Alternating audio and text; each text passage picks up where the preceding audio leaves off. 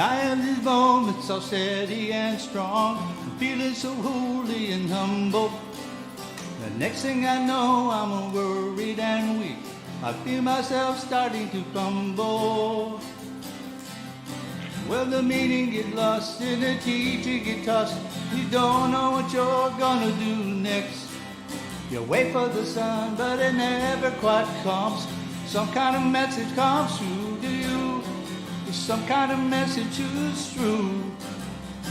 And it says to you, love when you can, cry when you have to, feel you must, it's a part of the plan. Await your arrival, simple survival, and one day we'll all understand. One day we'll all understand. One day we'll all understand.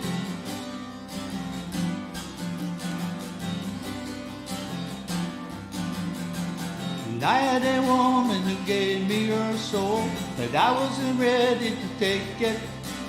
Her heart was so fragile and heavy to hold, and I was afraid I might break it.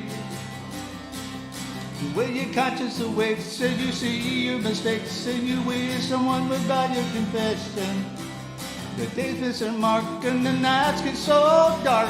Some kind of message comes through to you. There's some kind of message is true. And it says to you, love when you can, cry when you have to, feel you must, it's a part of the plan. Await your arrival, simple survival, and one day we'll all understand.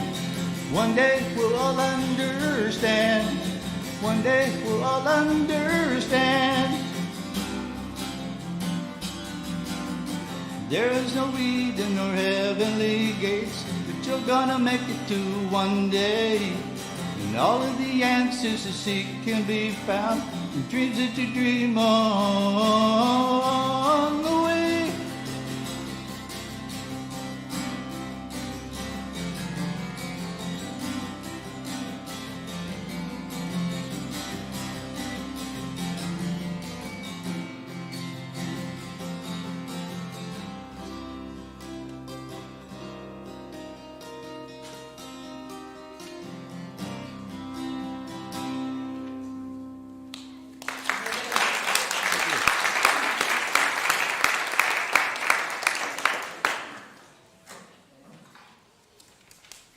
Good morning.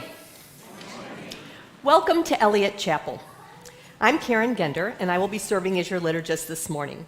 I am joined by Reverend Krista Taves, our acting lead minister, who will present today's message. This morning, Suzanne Lay Lauren is here from our pastoral care team. There she is. And she is available if you have a personal concern and would like to have an ear. Welcome to worship this morning. Whether you are here on site or watching from home, we are united as one community. This is a liberal religious community of spiritual seekers. We welcome you all in the fullness of your age, ethnicity, gender expression, sexual orientation, economic circumstances, and religious background. Our faith is not lived in creeds, but in deeds. Not in the hereafter, but in the here and now. Some of our core values are justice, transformation, generosity, and above all, love. If you are visiting for the first time, either on site or online, welcome. We are glad you're here and hope that you feel warmly welcomed. If you're here, you may have received a guest form on your way in, and please fill it out, both sides, if you have children at home, so we can stay in touch. You are warmly invited to coffee hour in Adams Hall after the service, to your right and out of the sanctuary. If you are new or newish, please take a blue mug so that we may welcome you. Today is a special day at Eliot Chapel, as we will be conducting a congregational vote on the search committee's recommendation to call Krista as our settled minister. That process will begin here about 15 minutes after the conclusion of our second service this morning, here in the sanctuary. Between the second service and the meeting, there will be a light lunch offered in Adams Hall. If you are at home and a member, our online ministerial vote will take place via Zoom. There is a green button on the website, on the top of the website, that says join the vote call, to join the Zoom call. And only members of Eliot should attend the online meeting. Please log in by 12:30 to go through the check-in process. Okay? Welcome to all. A flame within a chalice is a primary symbol of the Unitarian Universalist faith tradition. Many of our congregations kindle a flaming chalice in gatherings and worship that features the chalice symbol prominently. These words are by J. Wolin and are titled Letting Go.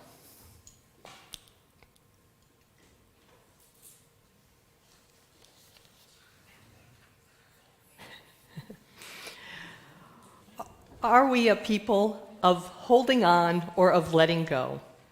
Holding on to rigid ideas or letting go and opening our minds and our hearts to something new?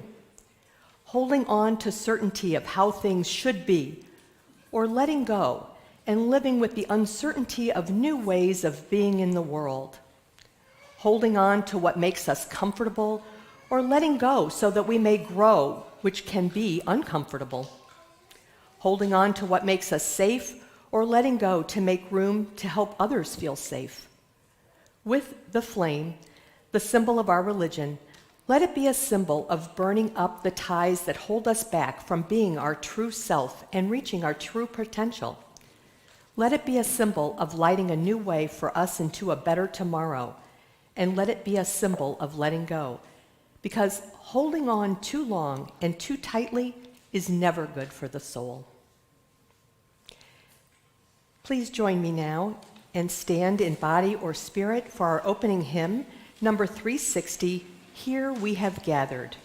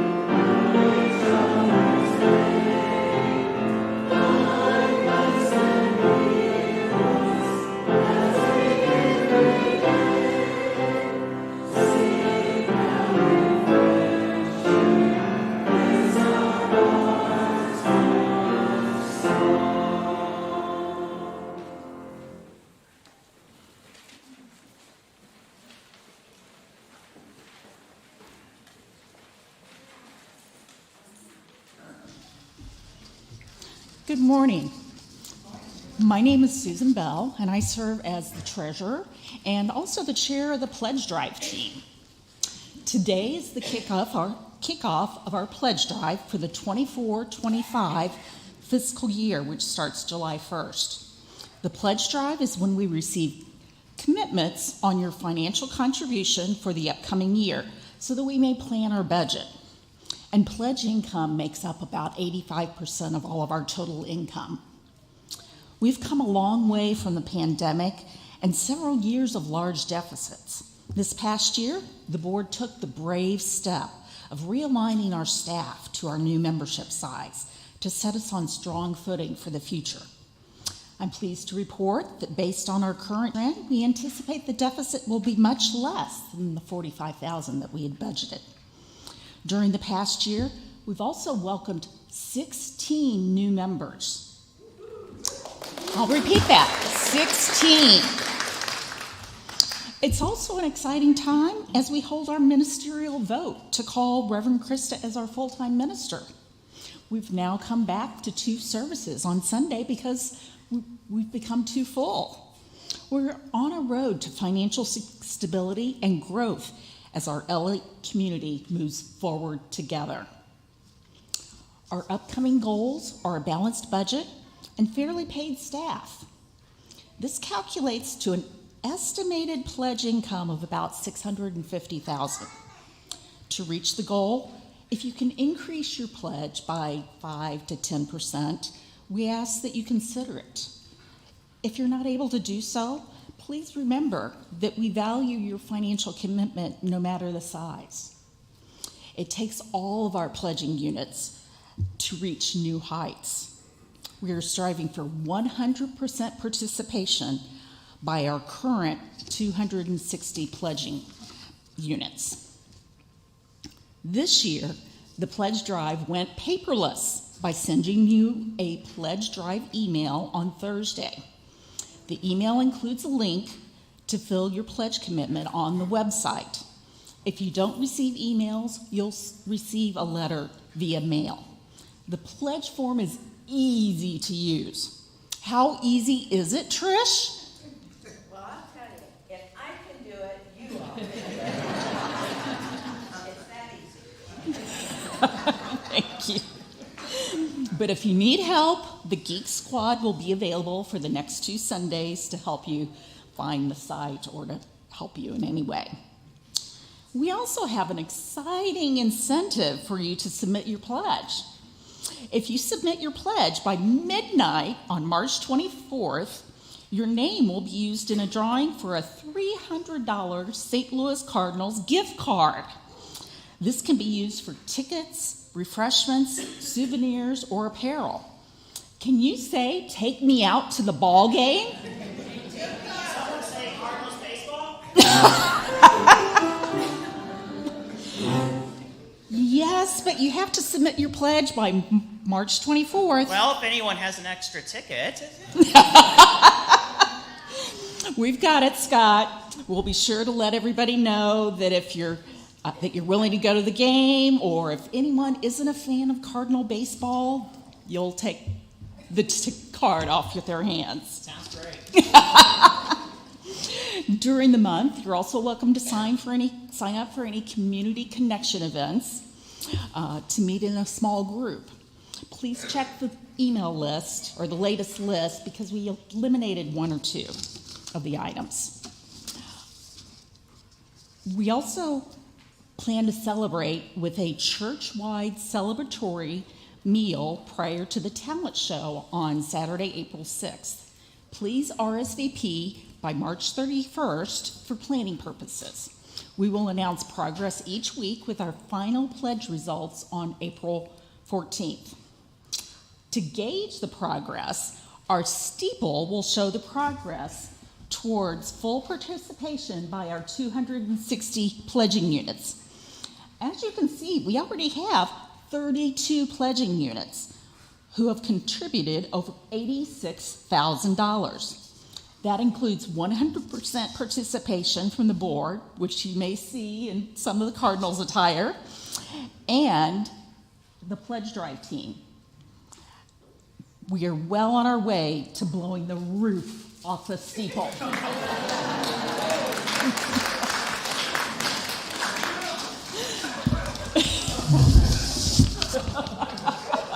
Thank you, Steve.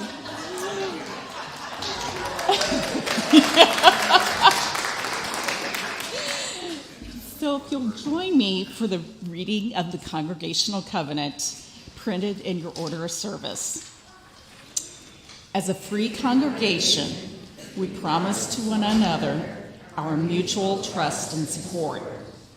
To create a loved community, we promise to be kinder to each other than we have to be, to listen fully to each other with an open mind and heart, to speak responsibly and respectfully, to find ways to improve our church for all members and friends. Thank you.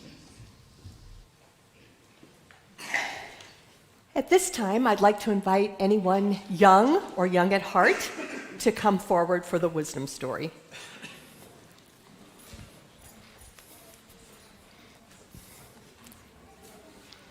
They're always in the balcony. Hi.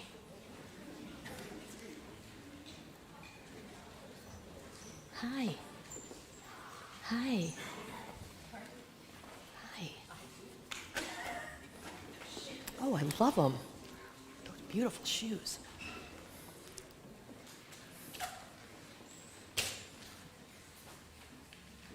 Good morning. Thank you all for being here. Today, oh, here we got some more.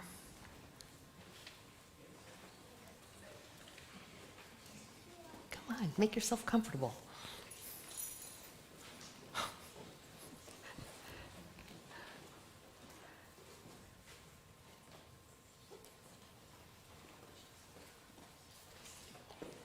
Hi. Thanks. Yeah, that's great. Sit over there. All right. Do you all know that today is a special day at Eliot Chapel for two reasons? Today is the congregational vote to call Reverend Krista as our settled minister, and you are going to be able to vote in your classrooms today. Today is also special because it's the beginning of the pledge drive. Does anybody know what a pledge drive is? Got any ideas? You ever heard of one? What do you think? It's where people put in their pledges to raise money. To raise money. They put in their pledges to raise money. Well, that's exactly, go ahead. What were you were going to say the same thing? Yeah, they put in their pledges to raise money. That's good. Our pledge drive is a time of promising. And once a year, our members and committed friends make a promise to Eliot Chapel about how much money they will give our church next year. Everything you see around you today happens because of the generosity of people. Once we know how much money has been promised, Reverend Krista, our Director of Administration, Brian Franklin, with support from our Treasurer, Susan Bell, who you just heard, will build a budget to show to the Board of Trustees for how we're going to use that money. And when the board approves it, it's official. One of the ways we get ready for our time of promising is to reflect on how we think and feel about money and how we use it. Well, today, Reverend Krista is going to demonstrate some different ways to think about money. The first way to think about money is that it's like a boxing match. Look. As you can see, this kind of person loves to earn money. They work and work and work to get money. She's got some money. And then they save and save to keep that money. But when it comes to spending that money and sharing that money, what happens? No! This kind of person is afraid of losing their money, and they don't take care of themselves, and they sure can't imagine sharing any of their money. How many of us would want to be this kind of person when we grow up? Would you? No. Well, not many of us, because even if this person has lots of money, this person is also very lonely and scared. Well, then there's a second kind of person. This kind of person is happy to earn money.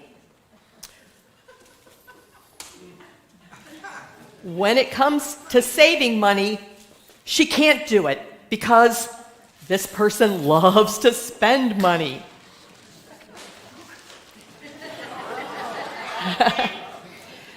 Then when it comes to sharing money, all she can think about is what she won't be able to buy anymore. How many of us want to be this kind of person? You want to be that kind of person? Not many of us, because this person is probably going to go broke and be lonely. Then there is a different way to think about it. Earning money is very important. Saving is also very important so that we aren't stuck with unexpected things happen and we can retire when we get old. Spending is also important because we have to take care of ourselves and those we love. We have to eat, we have clothes, sleep, and sometimes we have to have fun. And then, when it comes to sharing our money, this person understands that their money is not just their own. Their abundance is a blessing, and they want to be sure that the places and people that they believe in have everything they need. How many of you would like to be that kind of a person? That'd be a nice person, huh? Well, this is a church where we believe in each other and love each other. A church where we strive to be kinder than we have to be. We have many committed people who are all ready to share what they have so that together this church stays strong and ready to be there for all of us, including you and the larger community. That is how we take care of each other and our beloved Eliot Chapel. The end.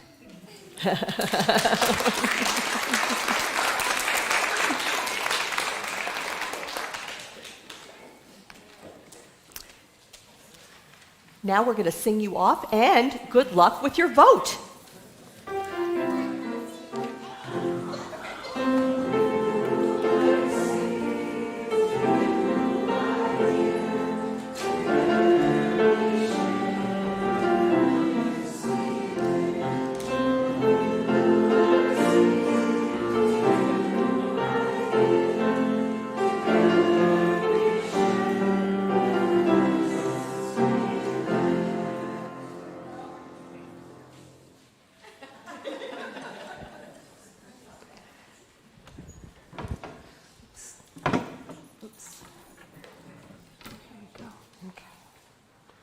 Good morning. Good morning.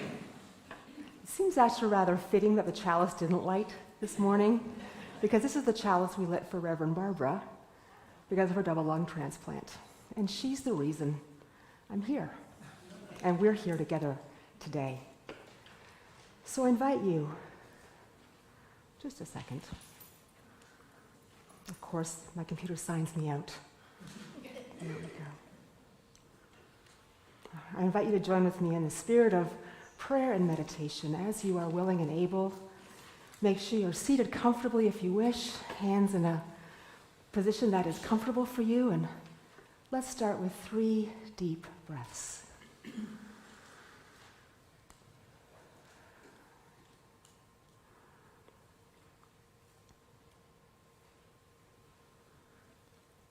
Enter with me that still place within, the center, where we find not only our inmost selves, but also our connection to the farthest reaches of the universe. Here we confront our aspirations and our failings. Though we seek always for our lives to be full of goodness, we sometimes lack courage to right the injustices that confront us. Though we seek always to be generous, sometimes our fears cause us to be greedy. Though we seek always to walk the moral high ground, sometimes we judge others too quickly and too harshly. Though we seek always to understand the larger mysteries, sometimes doubt causes us to lose faith in our purpose. Here in this space made sacred by our shared lives and our shared yearnings, may we find new courage, new generosity of spirit, forgiveness given and received, and rededication to the higher purposes of our lives. Let us enter into a moment of silence for the prayers of our hearts.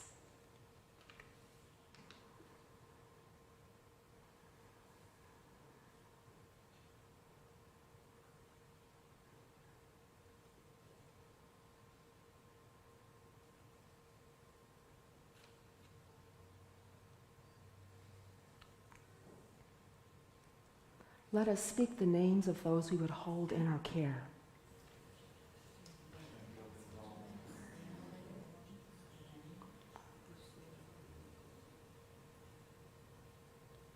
here in this space made whole by the very beating of our hearts, let us offer these prayers to the keeping of love, justice, and mercy forever and ever. Amen, and blessed be. I invite you to rise for our meditative hymn. Pardon? Seated. Yes, please. I do that all the time. 317.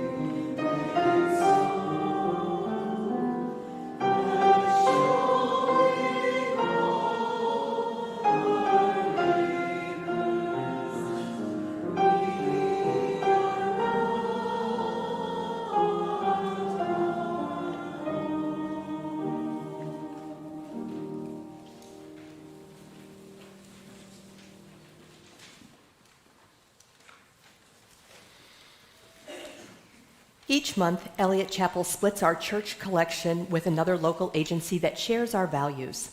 This month, Eliot Chapel is sharing the offering with Circle of Concern. Circle of Concern is a food pantry whose vision is to improve every life in our community by reducing hunger and poverty. Their goal is to provide a variety of resources that empower individuals and families to become self-sufficient. Circle of Concern serves clients with a household income of up to 200% of the federal poverty level, living in the geographic footprint of Parkway, Rockwood, Kirkwood, or Valley Park school districts. Several Eliot members share many volunteer hours with Circle of Concern. Let us be a generous community.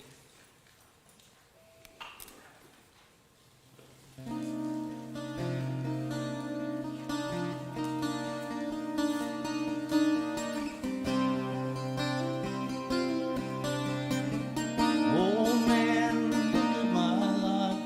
I'm a lot like you. Old man, look at my life.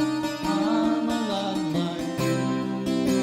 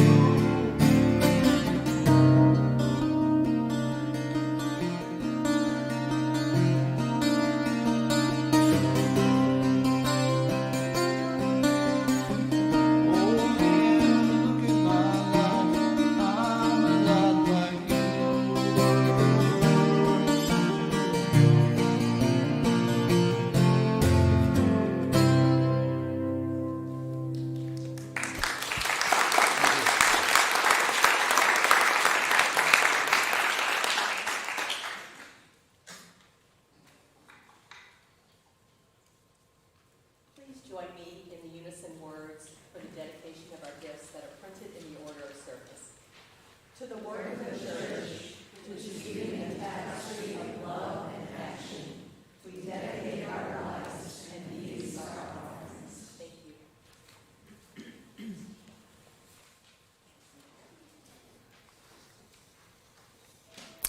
The reading today is on Generosity by Walter Brueggemann. Spirit of love and life, on our own, we conclude there is not enough to go around. We are going to run short of money, of love, of grades, of publications, of beer, of members, of years, of life. We should seize the day, seize our goods, seize our neighbor's goods, because there is not enough to go around. And in the midst of our perceived deficit, you come. You come giving bread in the wilderness. You come giving children at the 11th hour. You come giving homes to the exiles.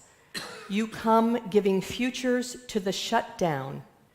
You come and we watch while the blind receive their sight, the lame walk, the lepers are cleansed, the deaf hear, the dead are raised, the poor dance and sing. We watch and we take food we did not grow, and life we did not invent, and future that is gift and gift and gift, and families and neighbors who sustain us when we did not deserve it. It dawns on us, late rather than soon, that you give food in due season. You open your hand and satisfy the desire of every living thing. By your giving, break our cycles of imagined scarcity. Override our presumed deficits, quiet our anxieties of lack, transform our perceptual field to see the abundance, mercy upon mercy, blessing upon blessing. Sink your generosity deep into our lives, that your muchness may expose our false lack, that endlessly receiving we may endlessly give, so that the world may be made new, without greedy lack, but only wonder, without coercive need, but only love, without destructive greed, but only praise, without aggression and invasiveness, all things new, all around us, toward us, and by us. This ends the reading.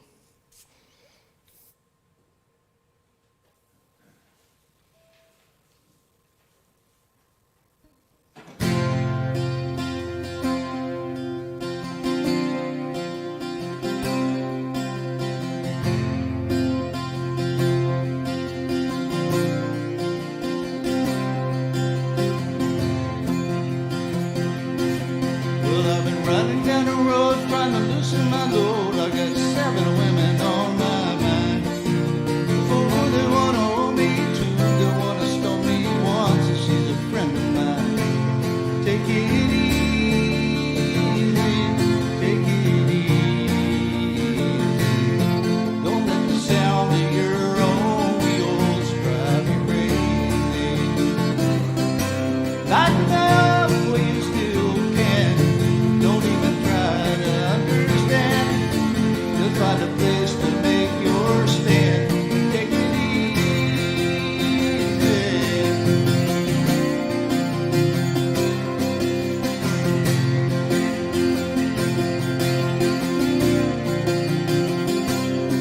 Well, I've been standing on a corner in Winslow, Arizona, such a fine sight to see. It's a girl, my lord, in a flatbed Ford, slowing down, they have to look at me. Come on, baby, don't say maybe. I've got to know if your sweet love is gonna save me.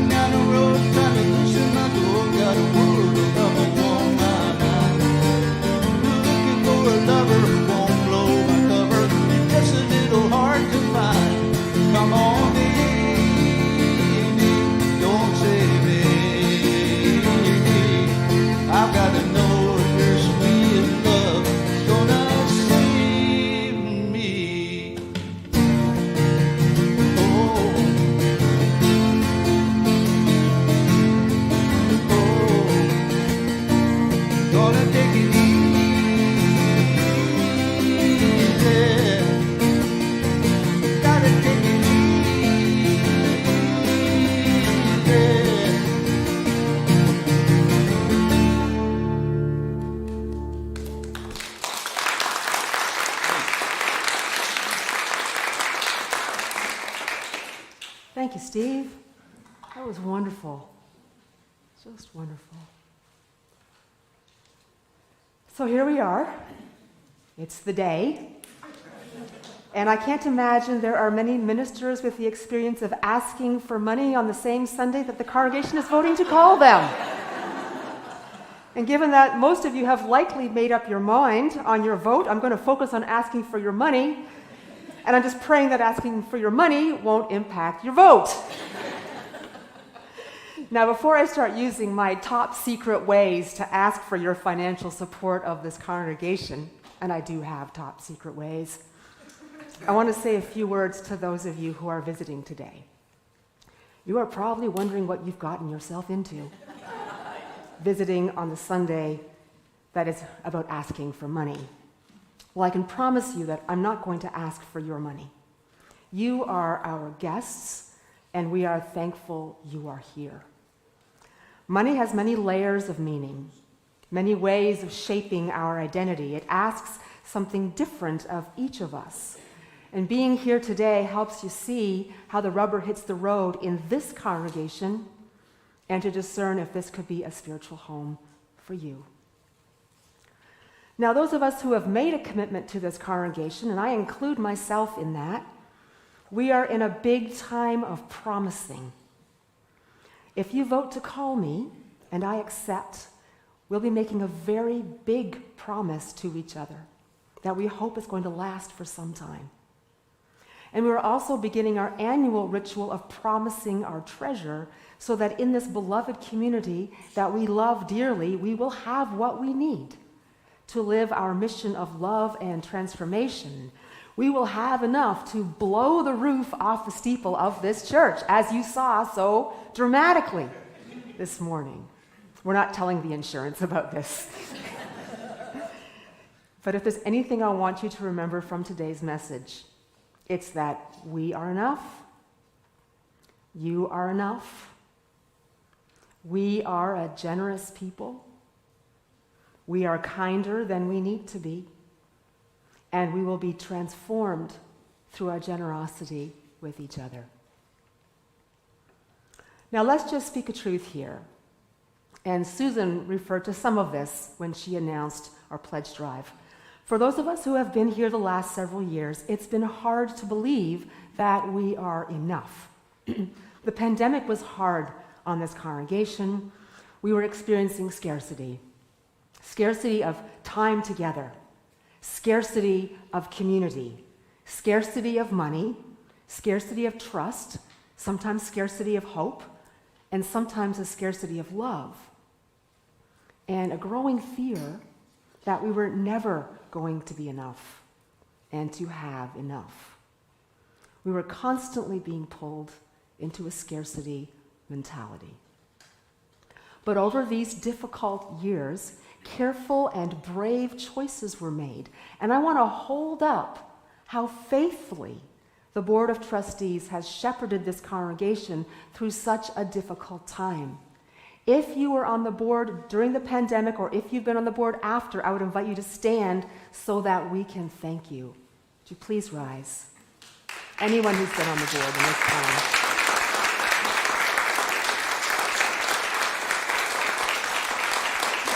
Thank you.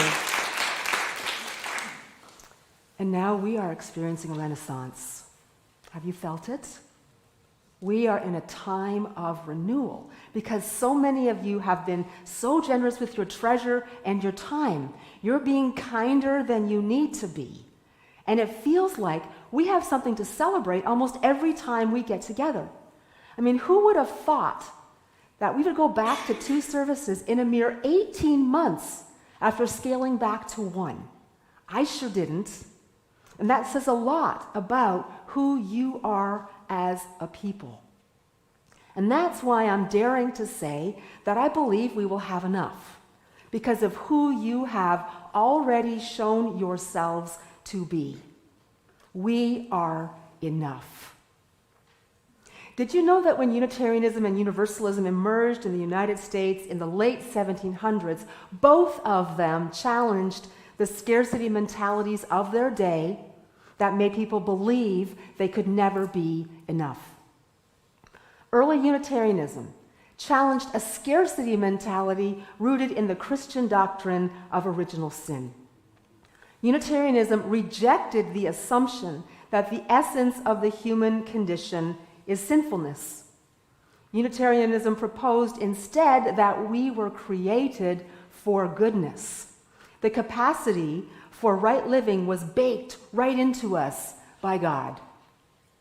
The early Unitarians freed themselves from a scarcity mentality by being generous about the potential of human beings to do very good things. Then early Universalists challenged a scarcity mentality about God. No longer was God a judging parent who condemned most and saved a few, who was stingy with forgiveness. Instead, God was generous, kind, infinitely forgiving, and so powerful that no sin could escape God's redemptive love. If God was this generous with us, then we were called to be as generous as God with ourselves and with others. So both Unitarianism and Universalism developed theologies of abundance. We are enough. God is enough. And even as we have evolved into a more pluralist religious tradition, where the sense of a transcendent power is no longer at the center of our faith, but we have replaced that with a love that is beyond our imagining, we have inherited this legacy of abundance. And for this declaration of abundance, both Unitarians and Universalists faced incredible ridicule and rejection. There were doomsday predictions about what would happen if their theologies gained any traction. If you took away the belief in human sinfulness, and if you dismissed the idea of God's judgment, then literally all hell would break loose. I don't think we have to look far to see how this scarcity mentality still has power today. This mentality keeps too many people sick, too many people poor, too many people in prison and detention centers. It energizes the continued segregation of people of color. It energizes hate groups. It turns our allies into our enemies, and it negates any semblance of a commitment to truth and integrity. We are always being told we aren't enough, not rich enough, not beautiful enough, not successful enough, not young enough, not thin enough, not strong enough. And we see the cost of this scarcity mentality. The lives lost, the medical bankruptcies, overfull detention centers and prisons, the rolling back of environmental protections, anti-LGBTQ legislation like we have never seen, and people whose insecurities can easily be drawn towards authoritarian leaders. Many of us are feeling discouraged about whether we as a nation can resist the allure of this scarcity mentality and choose generosity for each other and for this country. So what our ancestors did was gutsy. For daring to choose a generous humanity and a generous God, they were pushed out of their churches. Some of them lost their families, their friends, their jobs, the respect of their communities. Their choice of generosity over scarcity was a risk, and it still is. What this legacy tells us, though, is that generosity and abundance are in the DNA of our religious tradition.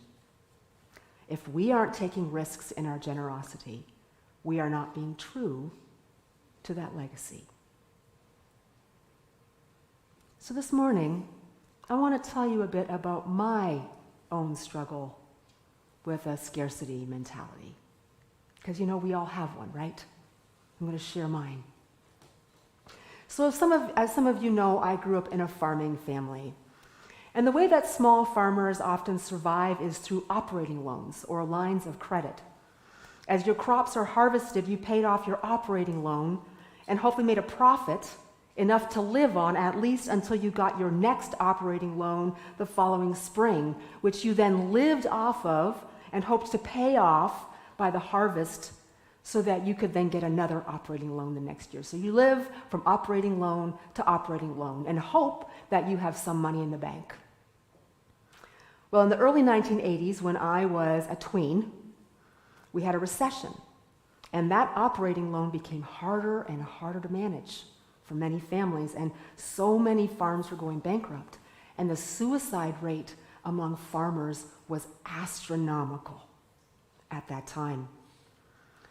And our farm almost went into foreclosure. We got so close that my parents decided they had to prepare us, and so they sat us down at the dinner table and in tears told us that we might have to leave the farm, that we might lose the farm. And when I learned that this could happen, I had never thought in my tween mind or my child mind that this could possibly happen. This was just who we are. But when I realized this could happen, I changed. I changed a lot. I started having insomnia at 12 years old, something I still struggle with.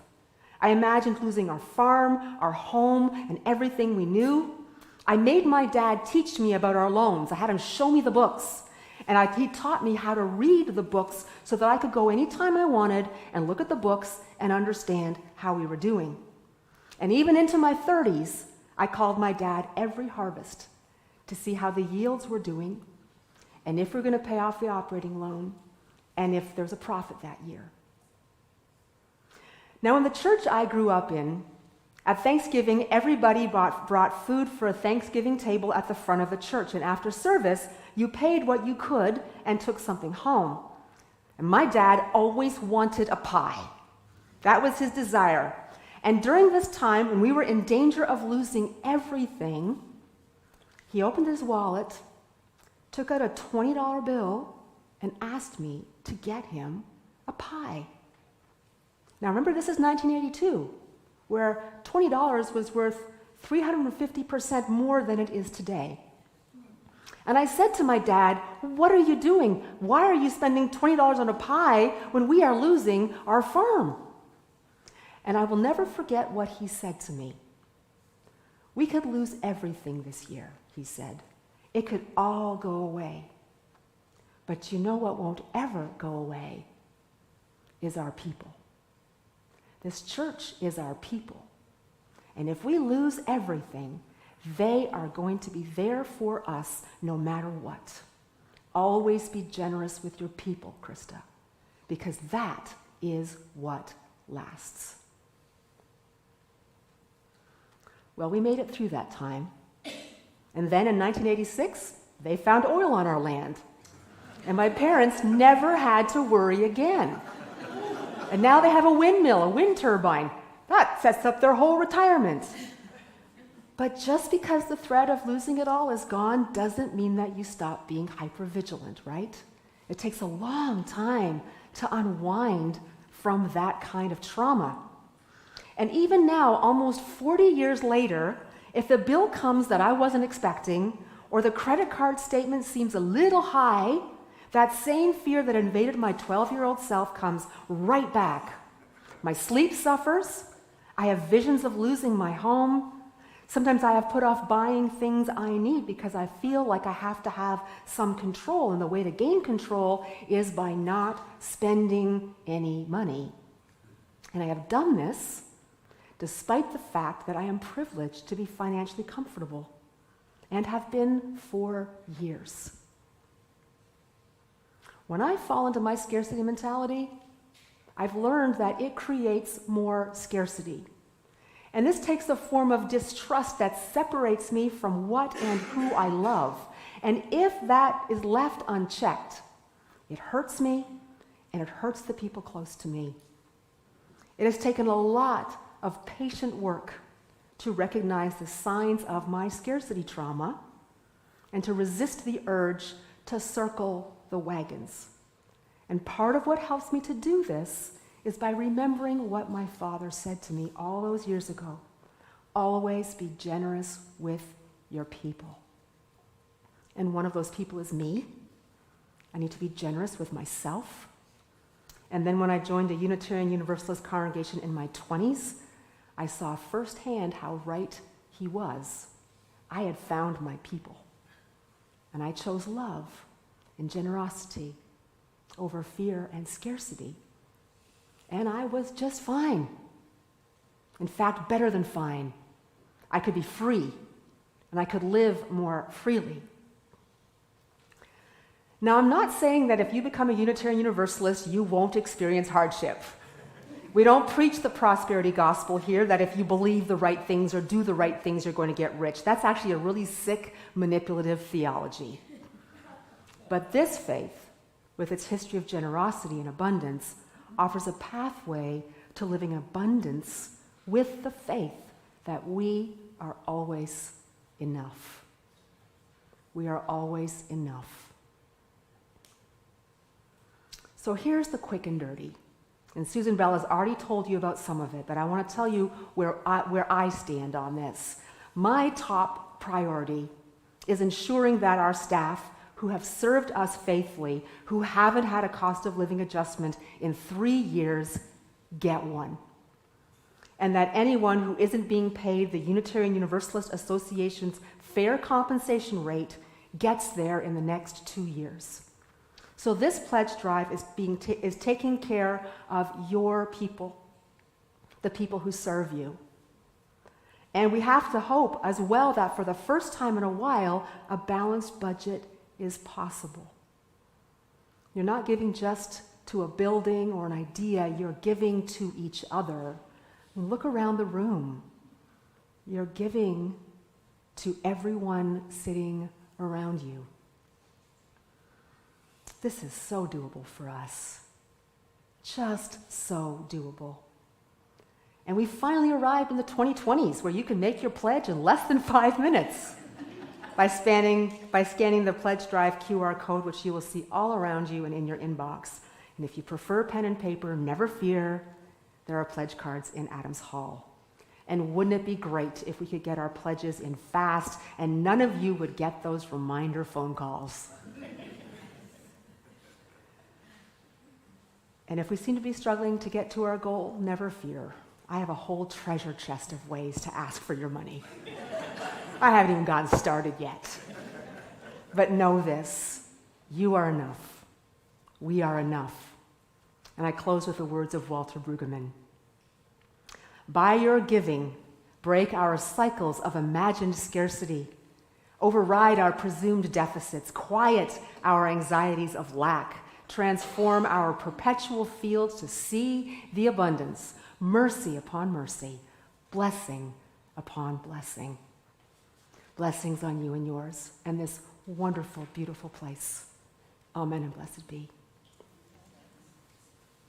And I invite you to rise up in body or spirit for our closing hymn, because I forgot to get a copy of the order of service, 1021, Lean on Me.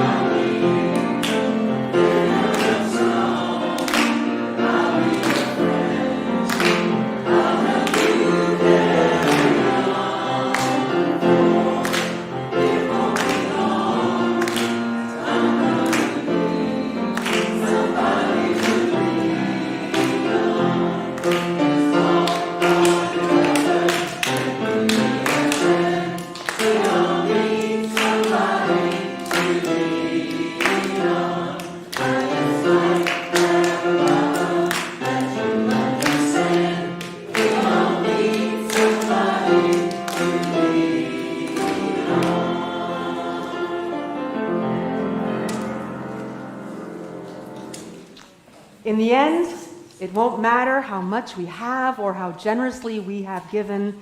It won't matter how much we know, but rather how well we live.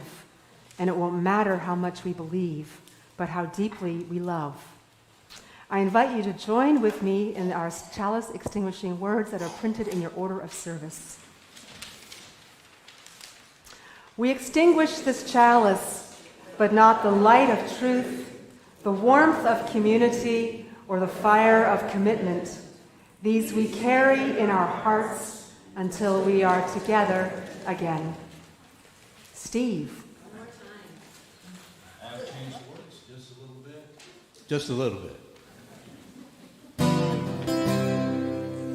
Here we go.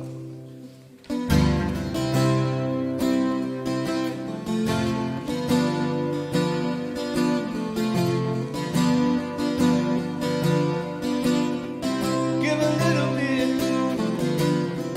Give a little bit of your salary.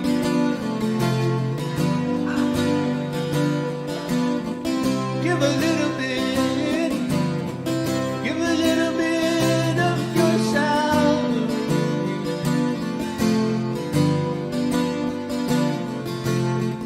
There's so much now that we can do. So send a pledge from me and you.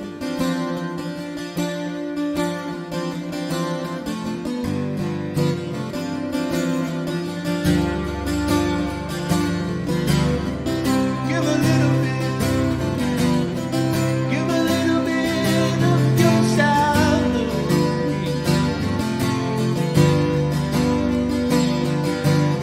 So give a little bit. Give a little bit of your salary.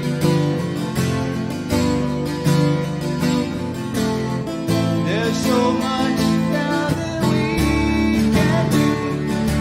So send the pledge and see what it can do.